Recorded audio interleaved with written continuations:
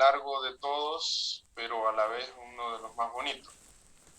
Así que les pido mucha atención, prepárense para su examen y vayan haciendo sus grupos para exponer la subsiguiente semana, como habíamos quedado ayer.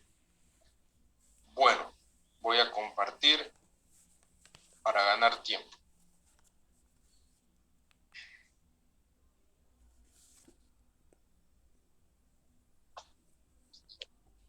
Bueno, jóvenes.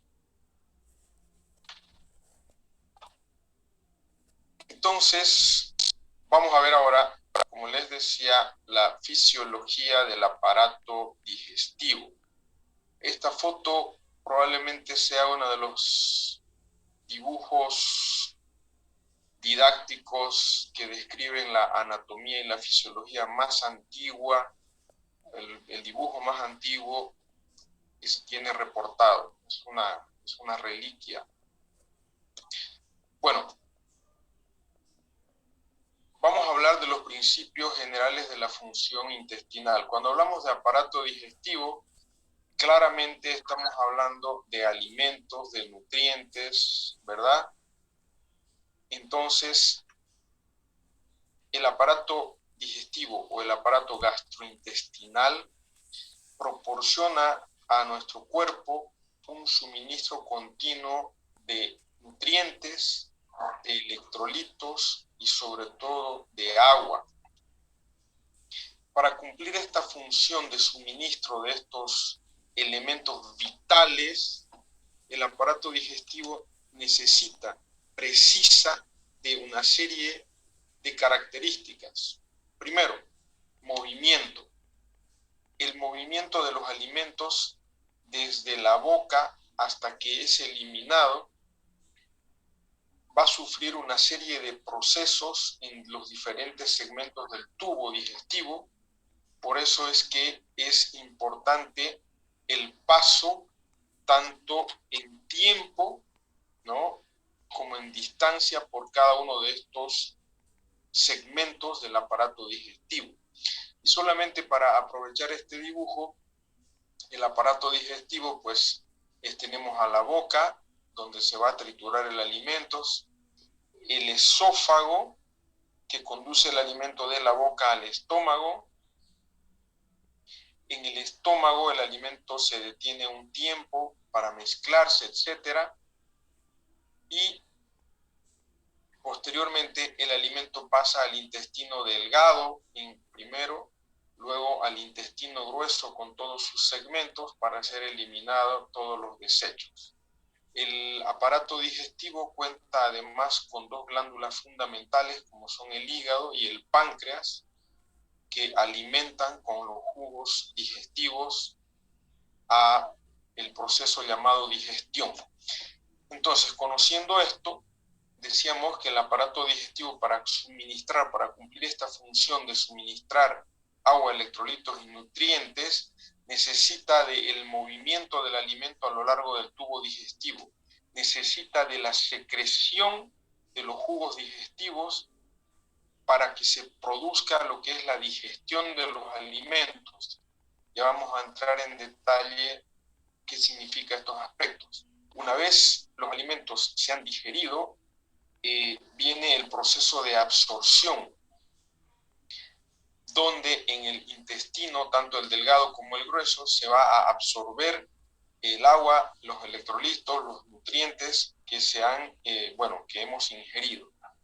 Y una vez se absorben, pasan a la sangre y son transportados a principalmente el hígado, ya vamos a ver, para que se cumpla y se prosiga el proceso de asimilación de todos estos nutrientes. A eso hay que agregar que se necesita, como en todo lo que hemos visto hasta ahora, un control que va a ser nervioso y hormonal de todas estas funciones mencionadas. Entonces, vamos a comenzar conociendo algunos principios anatomofuncionales que tienen que ver con la motilidad gastrointestinal. Para ello, la función motora es fundamental porque, como hemos dicho, para que el aparato digestivo cumpla las funciones mencionadas, se necesita de que estos alimentos circulen por los diferentes segmentos del aparato digestivo. Por eso es que la función motora se debe a las diferentes capas de músculo liso que tienen todos los segmentos de este tubo digestivo. La pared intestinal entonces está compuesta de la siguiente manera, de fuera hacia adentro. Tenemos una capa serosa, donde el único segmento que no tiene esta capa serosa es el esófago. Luego una capa muscular longitudinal, que es la que va a generar el movimiento peristáltico propulsivo. La capa muscular circular, que cuando se contrae va a generar el corte de los del alimento en segmentos para una mejor mezcla. Tenemos a la capa submucosa y tenemos a la mucosa, que es la que entra en contacto con la luz intestinal y por lo tanto entra en contacto con los alimentos, los nutrientes para su absorción. El aparato digestivo, también llamado tubo digestivo, ¿no? ¿Por qué tubo? Porque es precisamente, como ven, un tubo largo que llega a medir entre 10 a 11 metros desde la boca hasta el ano, donde si sumamos, como ya dijimos, al hígado y al páncreas, que son las glándulas anexas principales, van a conformar, además de la vesícula, todo lo que es el aparato digestivo.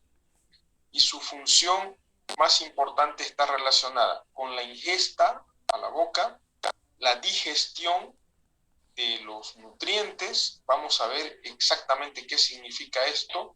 Este término es muy mal utilizado en general por las personas. Ustedes no tienen que caer en ese error. Una vez se ha hecho la digestión, la absorción de los alimentos y finalmente esto que es fundamental, todo aquello que no se ha aprovechado, que no se ha asimilado, tiene que ser excretado como producto de desecho.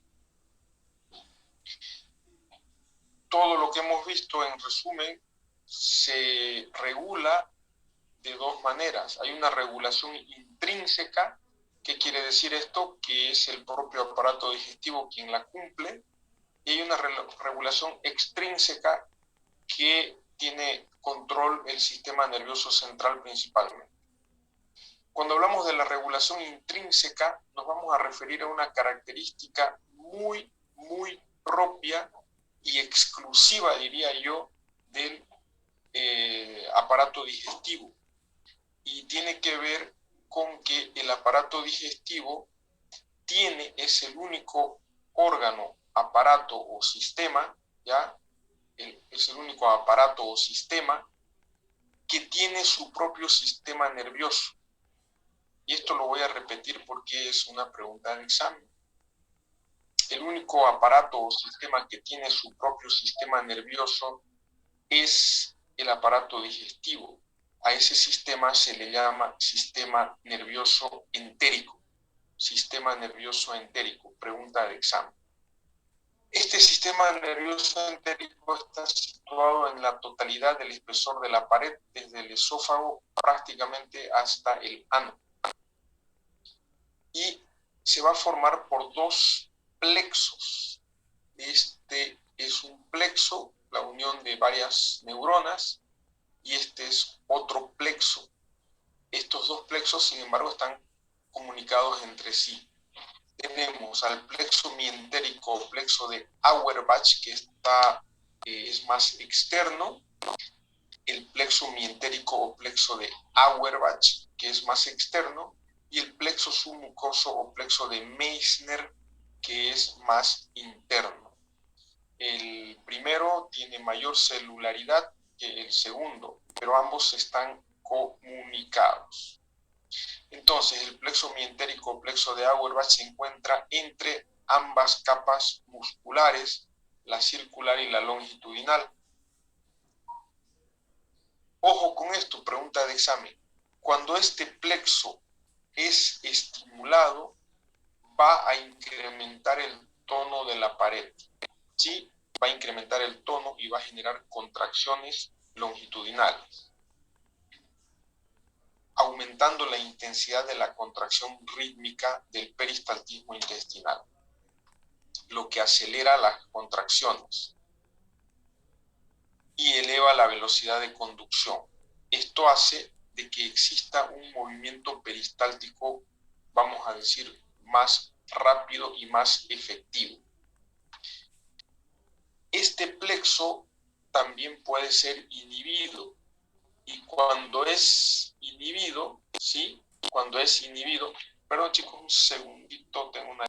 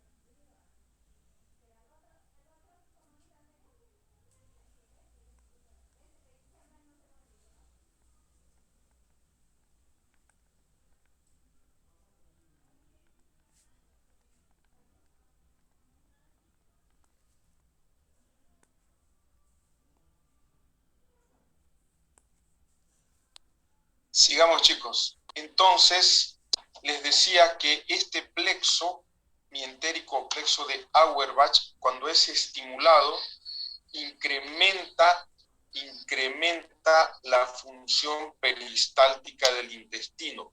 Y cuando es inhibido, ¿sí? Cuando es inhibido, la inhibición va al esfínter pilórico, y este esfínter pilórico, les voy a mostrar luego en una imagen, es el que controla el vaciamiento del estómago, pero también inhibe a otro esfínter fundamental que es la válvula iliocecal, que controla el paso del alimento del intestino delgado hacia el intestino grueso. Por lo tanto, este plexo controla el movimiento peristáltico, incrementa la fuerza y el movimiento peristáltico, pero a la vez cierra el esfínter pilórico. Aquí tengo este es un estómago, ¿ya? Este es un estómago, ¿lo ven? En esta parte final del estómago, aquí está el esfínter pilórico, que cierra, cuando se cierra, evita el vaciamiento del estómago. Entonces, este plexo mientérico de Auerbach cierra este esfínter para que el estómago no se vacíe. Lo mismo hace con la válvula iliocecal, que se encuentra en la unión del intestino delgado con el intestino grueso. Ahora, el plexo submucoso o plexo de Meissner, el plexo submucoso o plexo de Meissner es un plexo más interno, como habíamos dicho, está situado en la submucosa, y al contrario que el de Auerbach, actúa sobre todo controlando funciones muy segmentarias, ¿sí? Funciones muy segmentarias. ¿Qué quiere decir? Si el alimento está en el duodeno, en esa parte actúa. Si el alimento está un poquito más allá, actúa solamente en ese segmento donde se encuentra el alimento. Ahora, muchas señales sensitivas se originan en el epitelio digestivo y estimulan en primera instancia al plexo de Meissner, a este, y a través de este al plexo de Auerbach, ¿sí? A los dos.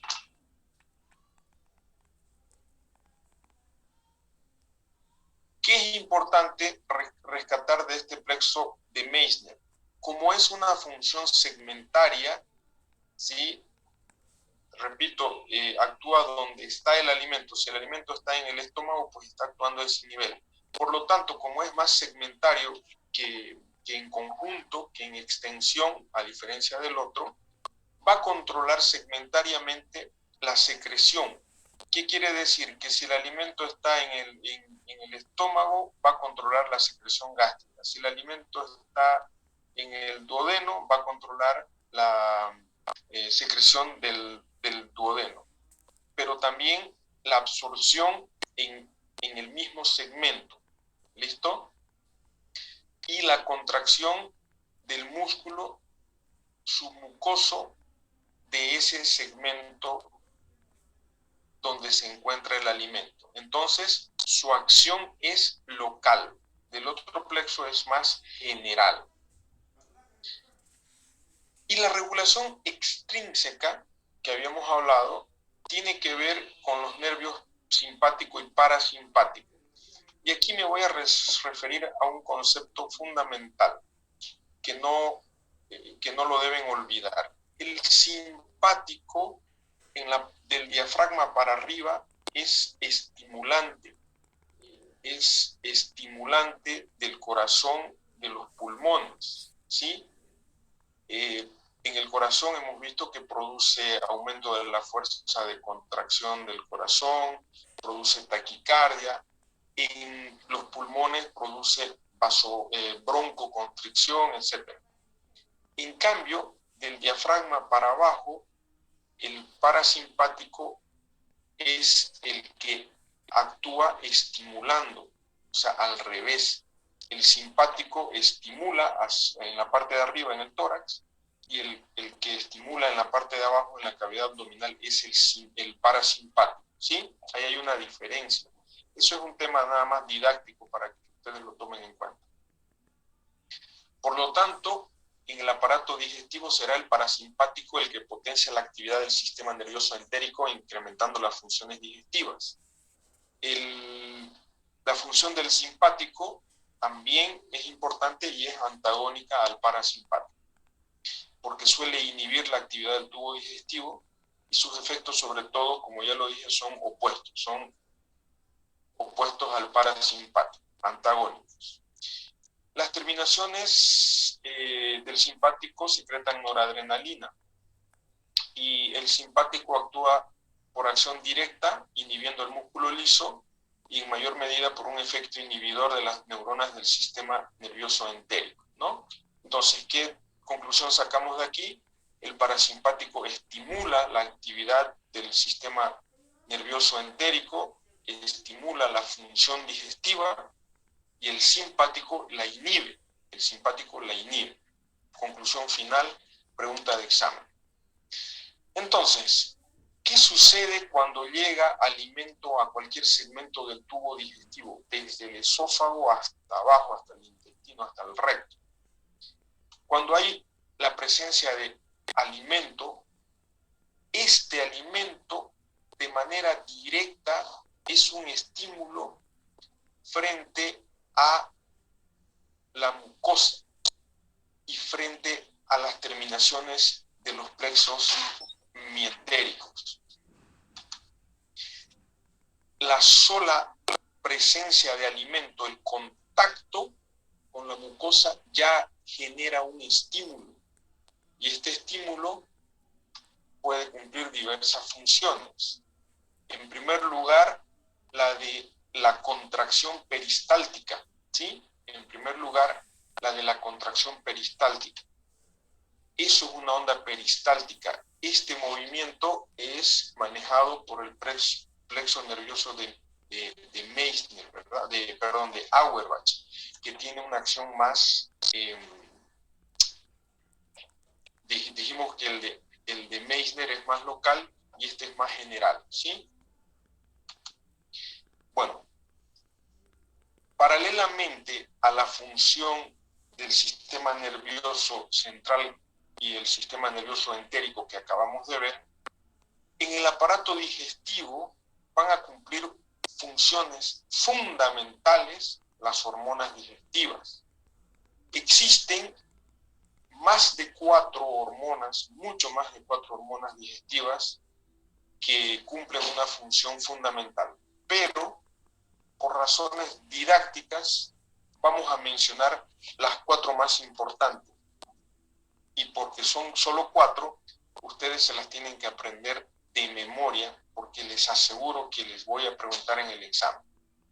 Estas 4 hormonas son la secretina, la gastrina, la colecistocinina y el péptido inhibidor gástrico, ¿sí? La secretina, la gastrina, la colecistocinina y el péptido inhibidor gástrico. Todas las hormonas se liberan hacia la circulación portal. ¿Qué significa circulación portal? Significa la circulación que tiene que ver con el aparato digestivo, que tiene que ver con el hígado, con el páncreas y con los intestinos. Todo eso se llama circulación portal. Estas hormonas ejercen sus acciones fisiológicas en células efectoras que tienen un receptor específico para cada hormona. Bueno, funcionan como cualquier otra hormona.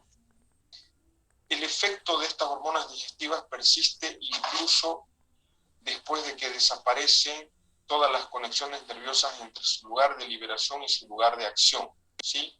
En algunos casos, la acción de las hormonas, a pesar de que la hormona ya no está, puede seguir actuando. Pero bueno, eso ya lo vamos a ir viendo específicamente cuando hablemos de cada hormona. Y aquí están las hormonas. Y esto es lo que ustedes tienen que aprenderse casi de memoria.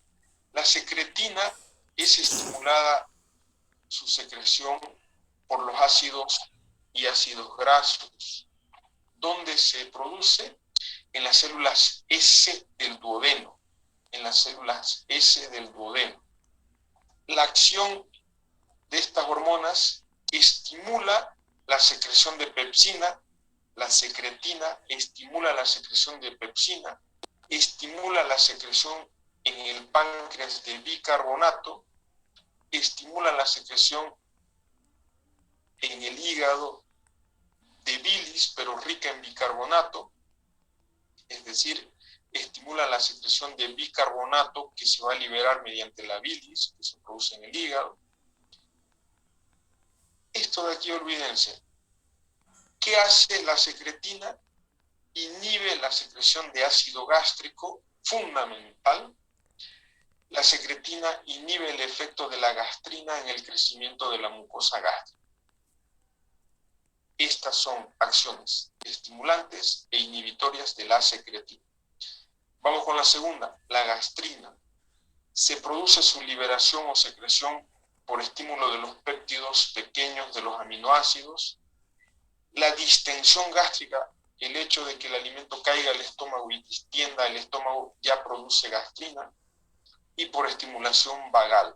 El vago es parasimpático. ¿Dónde se produce la gastrina? En las células G. ¿Dónde están las células G? En la parte del antro del estómago. Voy a usar mi maqueta nuevamente. Este es un estómago. Esta parte de arriba se llama fondo. El centro todo se llama cuerpo y la parte de abajo se llama antro. Le voy a dar la vuelta. ¿Sí? Esta parte de arriba se llama fondo. Puro. No se está. ¿Cómo? Un poquito más arriba para que se vea. Sí, sí. Ahí Más. está, esto es fondo, este es el cuerpo, y esta parte de distal es el antro. Aquí les recuerdo está el píloro, que dijimos que era el esfínter que se abre y se cierra para favorecer o no el vaciamiento del estómago. Y esto es el duodeno. ¿Listo? Bueno, entonces, ¿dónde están las células S que forman secretina? En el duodeno. ¿Dónde están las células G que forman o liberan gastrina? En el antro del estómago, en la parte final del estómago. ¿Qué hace la célula G? Pregunta de examen siempre. Estimula la secreción de ácido gástrico y estimula el crecimiento de la mucosa gástrica, es decir, es una especie de sostén para que la mucosa del estómago se mantenga activa. ¿Listo? Pero lo más importante, secreción de ácido gástrico, gastrina. Pregunta de examen, en todos los exámenes les pregunto. La colecistocinina se estimula su secreción por péptidos pequeños, por aminoácidos y por ácidos grasos. ¿Quién la produce? Las células I. ¿Dónde están las células I? En el duodeno y en el yeyuno. ¿Qué hace la colecistocinina? Estimula la secreción de enzimas pancreáticas. Recuerden que las enzimas pancreáticas y la bilis son fundamentales para la digestión. Ya vamos a ver qué es la digestión. La colecistocinina estimula la secreción pancreática de bicarbonato y estimula la contracción de la vesícula. Al contraerse la vesícula, libera bilis, ¿sí? La bilis se forma en el hígado, pero se almacena en la vesícula. Y la colecistocinina contrae la vesícula para que la bilis llegue al intestino. La colecistocinina inhibe el vaciamiento gástrico, ¿sí? Es decir, impide que el estómago se vacíe. Su acción, la acción de la colecistocinina, entonces podemos interpretarlo de otra manera, hace que el estómago retenga más tiempo el alimento. Esto sucede sobre todo con alimentos, bueno, cuando una persona come demasiado, se necesita una mayor digestión, un mayor tiempo de acción de las enzimas, y sobre todo con los alimentos grasosos, ricos en grasa, que necesitan más tiempo de digestión. Por eso es que esta hormona inhibe el vaciamiento gástrico. Y finalmente el péptido inhibidor gástrico, estimulada por los ácidos grasos, aminoácidos y la misma glucosa, se libera en el duodeno y en el yeyuno, y su función es estimular la liberación de insulina, y la otra función inhibitoria, por eso se llama péptido inhibidor gástrico, inhibir la secreción de ácido gástrico.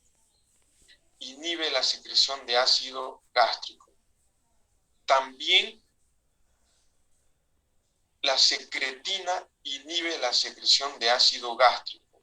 ¿Sí? Pregunta de examen.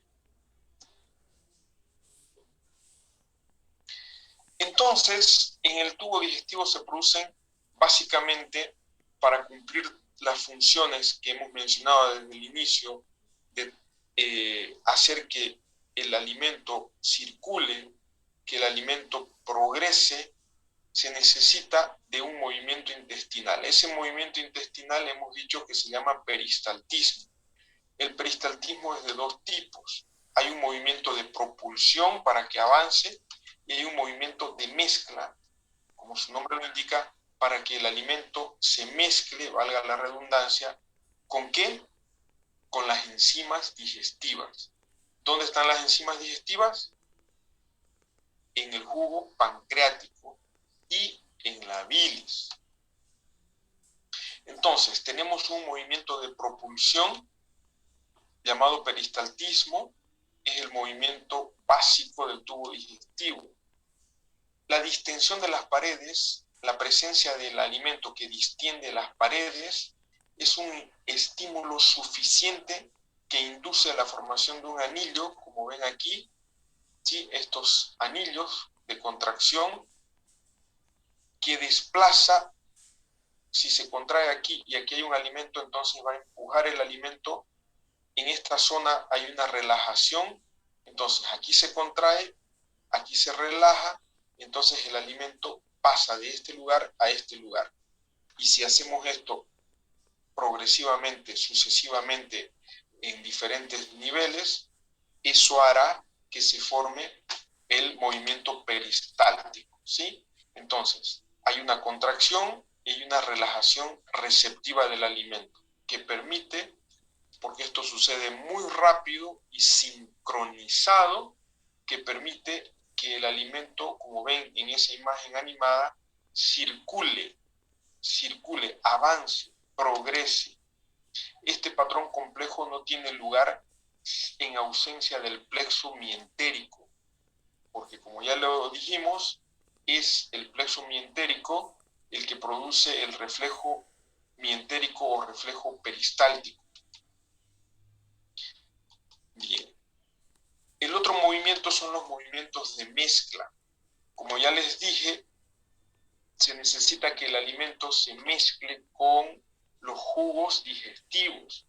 Para ello, el peristaltismo y las contracciones locales producen la mezcla a través de contracciones del intestino de forma anular, circular, como anillo, ¿sí? Esto se ve ayudado sobre todo cuando, voy a hablar del estómago, cuando se cierra el esfínter pilórico, y se producen contracciones en el estómago, como el esfínter está cerrado, estas contracciones del estómago hacen, al no poder salir el alimento, hacen que se mezcle. Y es fundamental esta función del estómago de mezcla, porque permite, ya vamos a ver más adelante, la mezcla de los jugos gástricos, de la pepsina, del ácido clorhídrico con los alimentos. Y en otros casos aparecen contracciones en anillo, esto sobre todo en el intestino, que corta el alimento y eso favorece a la mezcla. Lo vamos a ver luego en unas imágenes que van a permitirles a ustedes entender mejor. Ahora, dentro de las funciones que dijimos que desarrollaba el aparato digestivo, una vez se produce el paso del alimento por los diferentes segmentos, una vez se produce la digestión, una vez se produce la absorción, el siguiente paso es el transporte de esos nutrientes, de electrolitos, del agua, mediante la sangre, por supuesto, a, en primer lugar, el hígado y a otros lugares del cuerpo. Esto gracias al flujo sanguíneo gastrointestinal y gracias a la circulación esplácnica. Se llama circulación esplácnica y también se le llama circulación portal. En realidad, la circulación esplácnica es más del intestino y luego a la circulación que está más próxima al hígado se le llama circulación portal. La circulación esplácnica lleva la sangre hacia la circulación portal. Por lo tanto, los vasos sanguíneos del tubo digestivo forman la circulación esplácnica, que comprende la sangre que circula por el propio intestino, más la del vaso, el páncreas, y va hacia el hígado. Toda esta sangre llega al hígado gracias a la vena porta y ahí se forma la circulación portal. Una vez en el hígado, esta sangre atraviesa los sinusoides hepáticos y sale por las venas hepáticas. El flujo sanguíneo gastrointestinal entonces suele ser proporcional al grado de actividad local. Cuando aumenta el flujo esplácnico, el flujo portal, después de comer. Cuando está disminuido el flujo sanguíneo gastrointestinal, 3 a 4 horas posterior a un alimento. Por ejemplo, durante la absorción activa de nutrientes, la circulación en las velocidades y las regiones de todo lo que es la circulación del intestino está aumentada 2, 3 o más veces de lo normal. De igual modo, el riego de las capas musculares del intestino es mayor cuando existe actividad, es decir, después de una ingesta de alimento. Bien, la estimulación parasimpática incrementa el flujo sanguíneo y la estimulación simpática lo reduce. ¿Por qué? Porque el simpático produce vasoconstricción, disminuye el flujo. El parasimpático produce vasodilatación, aumenta el flujo. Uno de los aspectos más importantes de la vasoconstricción simpática del intestino tiene que ver con el cierre de la circulación digestiva. ¿Qué quiere decir esto? En los músculos, cuando estamos haciendo actividad física, hay un estímulo simpático, ¿sí? Esto prioriza la sangre hacia los músculos. Si este mismo estímulo de vasoconstricción en el aparato digestivo disminuye el flujo, quiere decir que durante el ejercicio en el aparato digestivo disminuyo el flujo, pero lo aumento en los músculos, ¿sí? Por eso es que cuando una persona está haciendo actividad física después de comer, la digestión, vamos a decir, el proceso de digestión, de absorción de los nutrientes, se detiene, se paraliza, y la llenura de esa persona después de hacer ejercicio permanece. ¿Por qué? Porque ha habido una prolongación del proceso digestivo. Esto sucede en el ejercicio intenso, pero también sucede en caso de shock circulatorio. ¿Cuándo es que hay shock circulatorio? Cuando hay una hemorragia, cuando hay una deshidratación, por ejemplo. Este esquemita me gusta mucho. Miren, aquí está el proceso de masticación, el proceso en el estómago, donde se une el alimento con los jugos digestivos. Aquí están la saliva, los jugos gástricos, la pepsina. Bueno, la saliva está acá, ¿no? Luego en el intestino están los jugos pancreáticos, biliares, el jugo intestinal, ¿sí? Y va circulando. Y en este intestino se produce la absorción de los nutrientes, de líquido, etcétera, ¿no?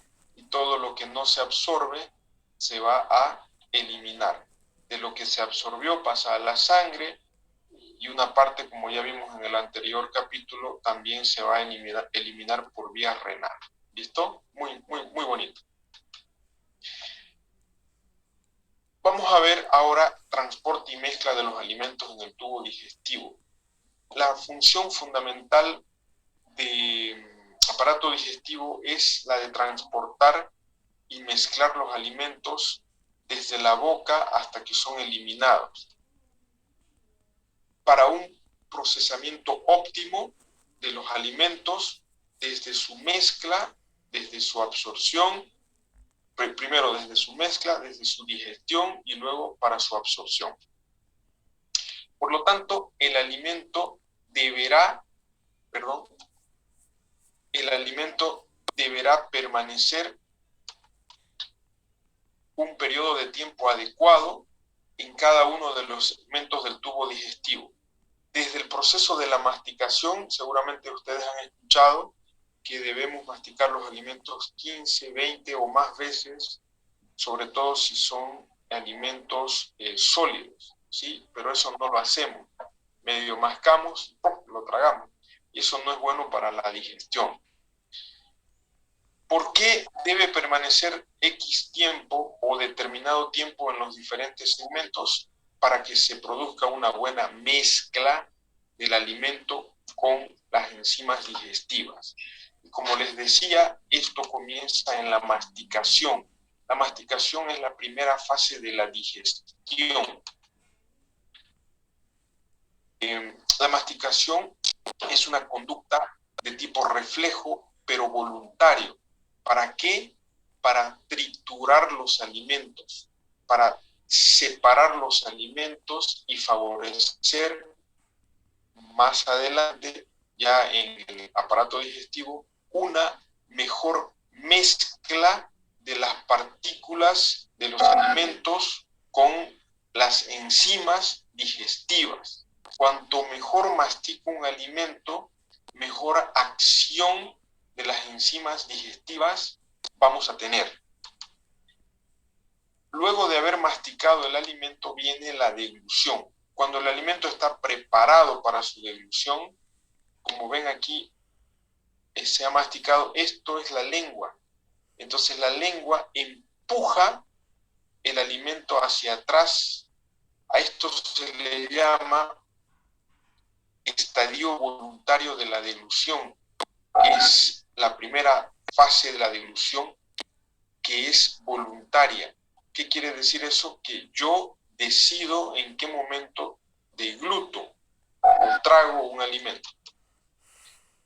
En la masticación y en la boca, aparte de los dientes, que cumplen una función fundamental para la trituración, existen otros elementos, como son las glándulas salivares, que van a producir un importante elemento rico en diferentes sustancias que ayudan a una mejor trituración, pero por sobre todo se van a convertir en la primera fase de la digestión. Todavía no les he dicho qué es la digestión. Enseguida les voy a decir para que lo entiendan mejor. Tenemos la principal glándula, que es la parótida. Bueno, es principal por su tamaño. Todas son importantes, la sublingual, la submandibular, y existen glándulas menores, incluso en el paladar, en otras zonas, pero que son muchísimo más pequeñas. La saliva, la secreción de la saliva está regulada por el sistema nervioso autónomo. El simpático inhibe, el parasimpático estimula la producción de saliva. Pregunta de examen. Se produce entre 1 a 1,5 litros día de saliva. Esto va a depender de muchos factores. Cuanto más la persona habla, cuanto más la persona come, va a producir mayor cantidad de saliva. Pero también es muy importante el nivel de hidratación de la persona. Cuando está bien hidratado, pues la producción de saliva será la adecuada. La saliva es una solución hipotónica si la comparamos con el plasma. Tiene una menor concentración de solutos en relación al plasma y un pH de 6.8 a 7. ¿Sí? Por lo tanto, es ligeramente ácida o alcalina. Ácida o alcalina. Ácida, ¿verdad? O alcalina. ¿Qué dicen? Alcalina. La secreción de saliva, ya habíamos mencionado, tiene 3 glándulas, ¿verdad? La parótida, que básicamente produce una secreción serosa. La sublingual, que produce una secreción más mucosa. La serosa quiere decir que es un poquito más líquida y la secreción mucosa es más espesa. Y la submaxilar, que la saliva es mixta. La saliva contiene una secreción serosa y aquí está la clave de por qué dije, pregunta de examen, que la masticación viene a ser la primera fase de la digestión. ¿Por qué? Porque tiene una enzima. ¿Qué se llama esa enzima? Tialina. ¿Qué es la tialina? Una alfa-amilasa. ¿Sí? Es una enzima digestiva que digiere, ¿qué cosa? Los almidones. Pregunta de examen. La secreción mucosa contiene mucina y, como su nombre lo indica, es una especie, una secreción parecido al moco, pero no el moco que sale de la nariz cuando están resfriados, ese moco verde. No. Es un moco. Si ustedes más tarde, cuando estén tomando su tecito, se meten un pedacito de pan a la boca, lo mastican, no lo traen. No se metan café ni té. lo mastican, lo mastican, lo mastican, y luego lo sacan y lo ponen en su manito, van a sentir que es tremendamente resbaloso. A eso me refiero con esta secreción mucosa, porque lubrica el alimento. ¿Para qué? Para que resbale y pueda progresar muy fácilmente por el tubo digestivo, pero a su vez protege, porque a veces somos tan inconscientes y comemos alimentos irritantes como los picantes, protege de ese alimento que podría estar irritando a la mucosa gracias a esta capa de moco. La saliva contiene también grandes concentraciones de iones de potasio, bicarbonato, por eso es más alcalina, y bajas concentraciones de sodio y cloro. La salivación, ya dijimos, pregunta de examen, está controlada por el sistema nervioso parasimpático que le estimula. El simpático inhibe. También existen los centros superiores que pueden excitar la salivación directamente en el sistema nervioso central, en el bulbo. ¿Cuáles son las funciones de la saliva? Digestiva, humedece, amasa, ablanda el alimento para ser ingerido, inicia la digestión de los almidones en la boca, es tercera o cuarta vez que lo repito, humedece la mucosa permitiendo una mayor facilidad para poder hablar. Cuando estamos con la boca seca nos cuesta hablar. Tiene una función protectora porque disuelve y lava el material residual, los residuos que posteriormente pueden dar lugar a caries y a mal aliento por putrefacción. Igual es recomendable el cepillado siempre después de cada alimento. Y además tiene una función amortiguadora de los cambios de pH y de la temperatura oral. Una vez hemos masticado los alimentos, una vez se ha mezclado de manera adecuada con la saliva, viene la deglución, que es cuando la lengua empuja el alimento hacia la faringe. Dijimos que esa era la primera fase de la deglución, que es voluntaria. Luego, cuando ese alimento cae a la faringe, comienza la segunda fase, el estadio faríngeo de la deglución, que es involuntario. ¿Qué quiere decir esto? Que una vez el alimento ha caído a la faringe, ya no podemos, por lo menos voluntariamente, volverlo hacia afuera. Seguirá su camino, seguirá su curso indefectiblemente. Entonces, este estadio faríngeo involuntario constituye el paso del alimento de la faringe hacia el esófago.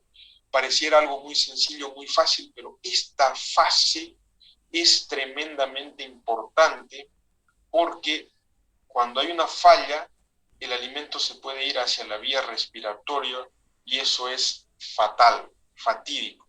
El alimento tiene que caer exactamente en el esfínter esofágico superior, el cual se abrirá para que el alimento caiga al esófago.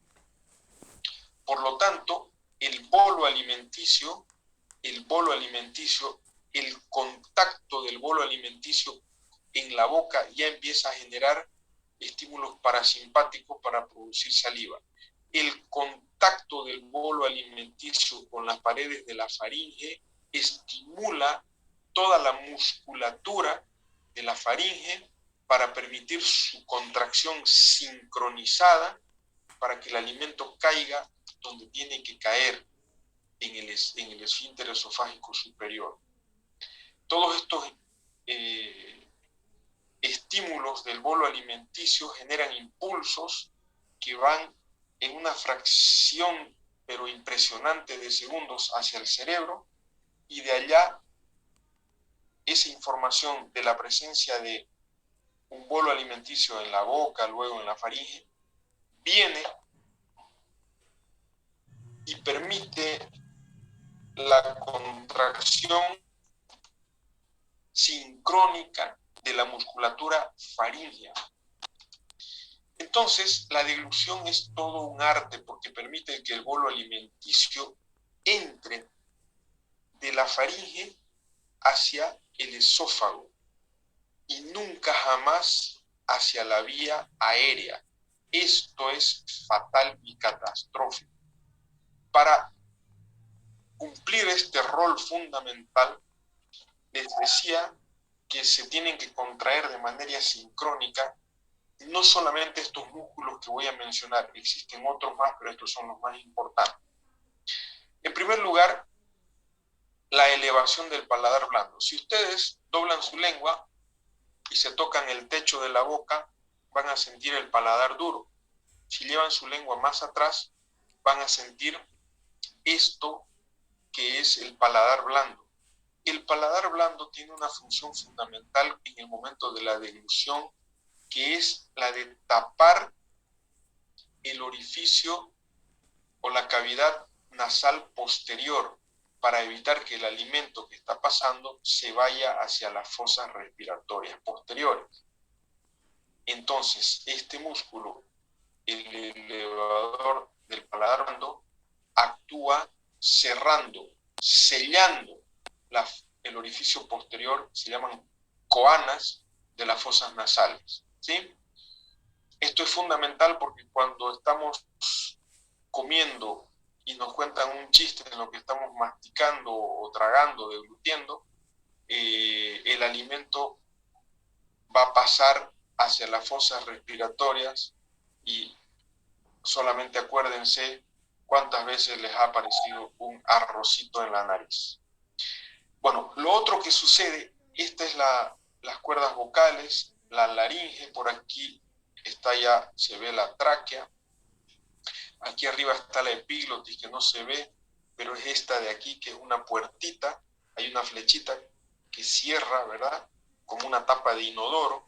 Bueno, aquí abajo está el piso de la faringe y cuando nosotros deglutimos, este piso que está plano se convierte en un canal, como un resbalín, ¿sí? Se contrae y se convierte en un canal. Al convertirse en un canal, el alimento no le queda otra que viajar por el medio y caer aquí. Esto se hace un canal y el alimento cae aquí, abajito de esto, esto se abre y ahí está el esfínter esofágico superior, ¿sí? Entonces, el tercer mecanismo que sucede en la deglución es el cierre de las cuerdas vocales. Cuando hablamos o cuando respiramos, las cuerdas vocales están abiertas. En el momento de la deglución, se cierran las cuerdas vocales para una manera de proteger la vía aérea, para evitar que el alimento líquido, un arrocito por ahí, se vaya a la vía respiratoria. Las cuerdas vocales se aproximan con fuerza una contra otra, como ven aquí. Aquí todavía no están aproximadas, como ven aquí. Y repito, para evitar que cualquier contenido pase a la vía respiratoria. Paralelamente existe una contracción sucesiva de los músculos constrictores de la faringe. En las paredes de la faringe hay varios músculos, el faringeo superior, medio, inferior de ambos lados, y existen otros músculos más que por razones de evitarles que ustedes se compliquen más de lo que ya están, no vamos a mencionar a todos, pero los músculos en general del cuello lo que hacen es tirar la laringe hacia arriba y hacia adelante. ¿Por qué? Cuando la laringe va hacia arriba y hacia adelante, la saco del camino por donde pasa el alimento. Fíjense, hacia arriba y hacia adelante, la saco del camino que es por aquí, por donde tiene que ir el alimento. Eso es fundamental porque evitará que el alimento vaya a la vía respiratoria. Entonces, ¿qué es lo que hacen los músculos del cuello? Como ven en la flecha, tiran la laringe hacia arriba y hacia adelante. El otro fenómeno que sucede es el cierre de la epiglotis. Esta tapa, como una tapita de inodoro, cierra aquí.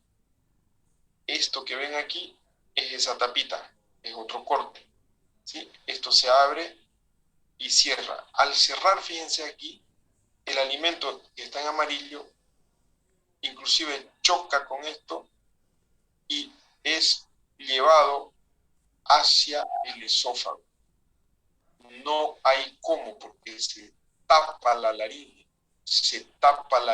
impide el paso de alimento hacia la tráquea, hacia el árbol respiratorio. Entonces, fíjense ustedes, aquí esto es una imagen animada, esto es vario, le dan a tomar un líquido. Bueno, ¿qué vemos aquí? Aquí se dibuja un poquito el paladar blando, miren cómo se cierra el paladar blando para evitar que el líquido se vaya a las fosas respiratorias. Fíjense, aquí está la laringe, miren cómo se viene adelante y arriba, aquí, adelante y arriba y adelante, ahí. No estamos viendo cómo se forma el canal, pero estamos viendo que aquí el esfínter esofágico superior, marcado con esta flecha, se relaja, se abre. El esfínter esofágico superior depende del músculo cricofaringio y este se tiene que abrir, como ven aquí en la imagen, para que el alimento caiga al esófago. Aquí vemos paladar blando arriba, la laringe hacia adelante y arriba, la epiglotis se cierra y lo que no estamos viendo son las cuerdas vocales que se cierran y el piso de los músculos faringios que hacen un canal, ¿no? Bueno, una vez el alimento de la boca pasó a la faringe, de la faringe al esófago, viene el estadio esofágico. Cuando el bolo alimenticio se encuentra en el esófago, ya desde la faringe, cuando estaba el bolo alimenticio en la faringe, la presencia de ese bolo alimenticio en la faringe genera un estímulo, genera una onda peristáltica, genera un potencial de acción que va hacia abajo, que pasa en el esfínter esofágico superior y que pasa hacia el esófago, convirtiendo en una onda peristáltica rápida que va a empujar el bolo alimenticio que acaba de llegar al esófago, lo empuja hacia el estómago. Entonces, el esófago posee dos tipos de movimientos peristálticos. El primario, que es generado, es una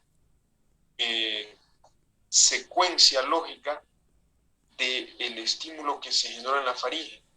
¿Sí? Es una continuación del estímulo que se generó en la faringe, el peristaltismo primario del esófago. Y el peristaltismo secundario, bueno, aquí está el peristaltismo primario, es una continuación de la onda de deglución peristáltica que se inició en la faringe. Esta onda pues va desde arriba hasta que el esófago entra en contacto con el esfínter esofágico inferior, este se abre y el alimento caerá al estómago.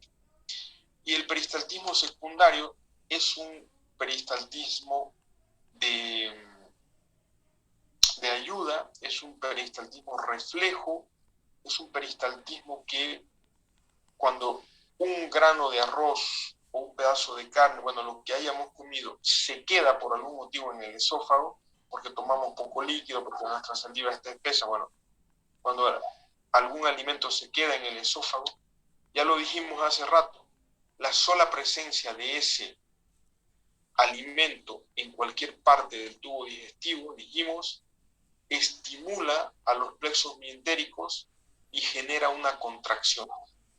Esta acción del peristaltismo secundario hace que el esófago siempre esté vacío.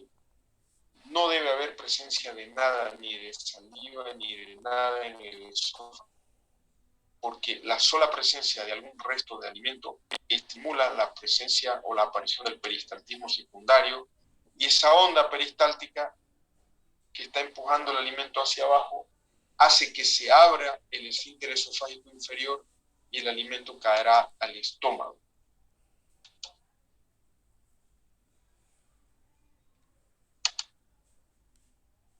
Bien, una vez el alimento está en el estómago, vienen lo que se llaman las funciones motoras del estómago. las funciones motoras del estómago. El estómago es una bolsa muscular que se expande, que puede contener entre 1,5 y 2 litros o kilos de alimento o de líquido. Como les decía, es una bolsa muscular. Las paredes poseen gruesas capas de músculo de tejido liso. Tiene una capa muscular longitudinal, una capa muscular circular y una capa muscular oblicua. El estómago posee 3 funciones motoras principales. Uno, la de almacenar por algunos minutos, horas, el alimento hasta que pueda ser adecuadamente procesado por el duodeno. Mientras tanto, mientras está almacenado el alimento, se va a producir la mezcla del alimento con la pepsina, con el ácido clorhídrico y con la alfa-amilasa de la saliva. Ojo con eso, pregunta de examen. Esta mezcla de los alimentos con las secreciones gástricas hace que se forme una sustancia semilíquida llamada quimo. Por muy sólido y poco líquido que hubiésemos comido, el estómago se encarga de producir entre 1 a 1,5 litros de saliva al día. Obviamente que se produce más, secreción gástrica. Obviamente que se puede producir más secreción gástrica, pero estamos hablando en el momento de ingerir un alimento, es donde se va a producir, gracias a la mezcla, donde se va a producir mayor ácido clorhídrico, mayor cantidad de jugos gástricos para formar esto que está aquí llamado quimo. Ahora, esto lo vamos a tomar con mucha cautela, mucha pinza, cuando entendamos mejor qué es el proceso de digestión. Ni el ácido clorhídrico ni la pepsina que se forman en el estómago tienen acción digestiva, no, no y no. La acción digestiva que se produce en el estómago, y es pregunta de examen, proviene de la alfa-amilasa. Y eso es pregunta de examen. La alfa-amilasa o tialina está en la saliva, y cuando nosotros tragamos el alimento rico en saliva,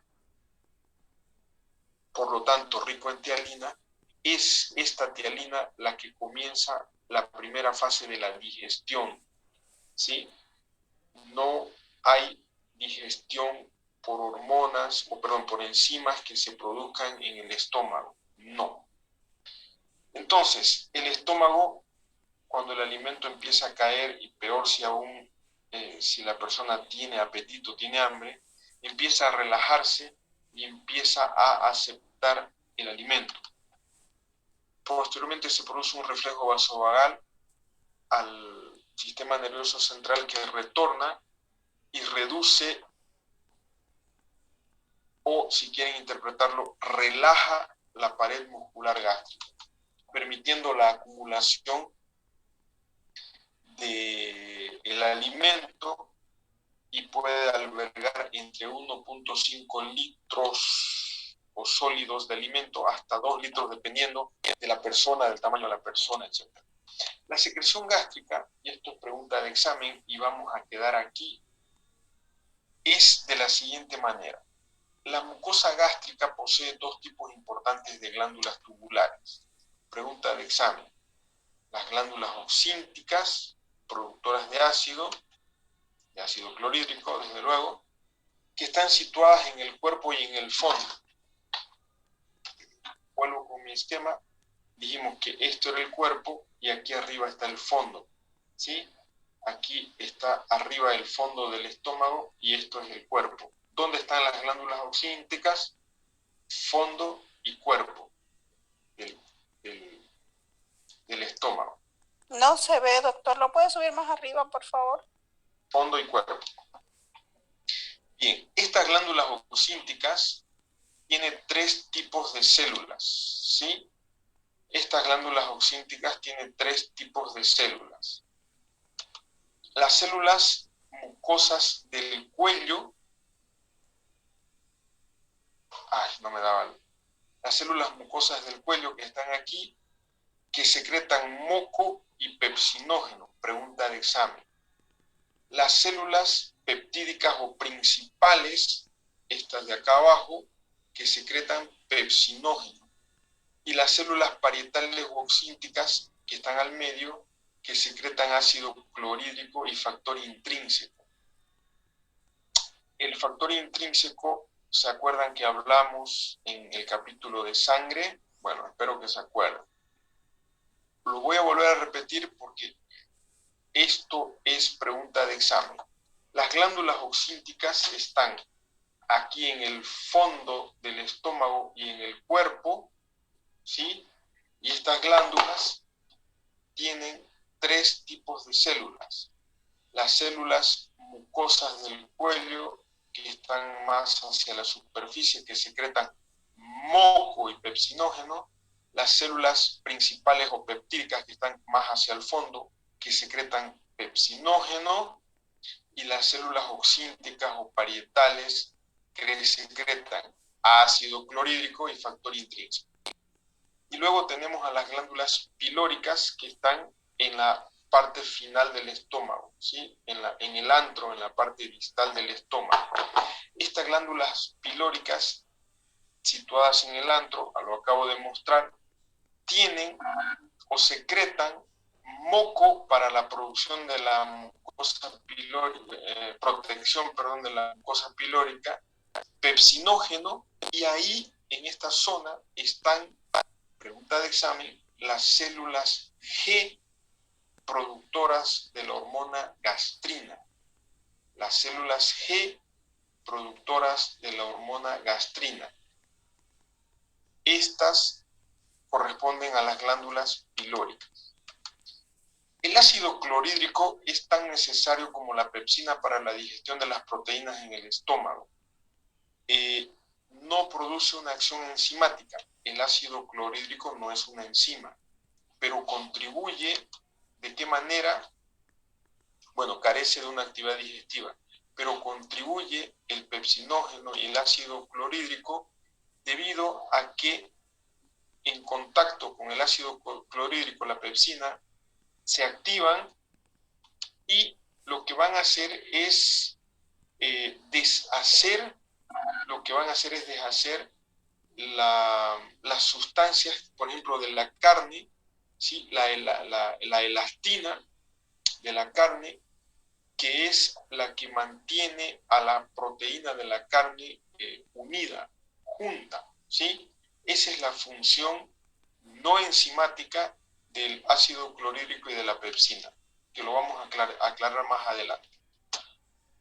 Les había mencionado a las células parietales y a la producción del factor intrínseco. ¿Se acuerdan que ya hablamos del factor intrínseco? Bueno, les recuerdo. El factor intrínseco es necesario para la protección de la vitamina B12 para evitar que el ácido clorhídrico la destruya, la protege, la escolta hasta el intestino delgado y lo presenta al receptor de vitamina B12 para que se absorba, ¿sí? En ausencia de vitamina B12, ya saben, se va a producir anemia.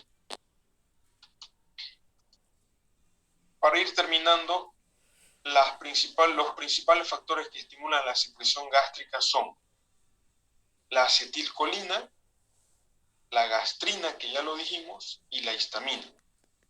Entonces, ¿cuáles son los tres factores más importantes que estimulan la secreción gástrica? La acetilcolina, la gastrina y la histamina.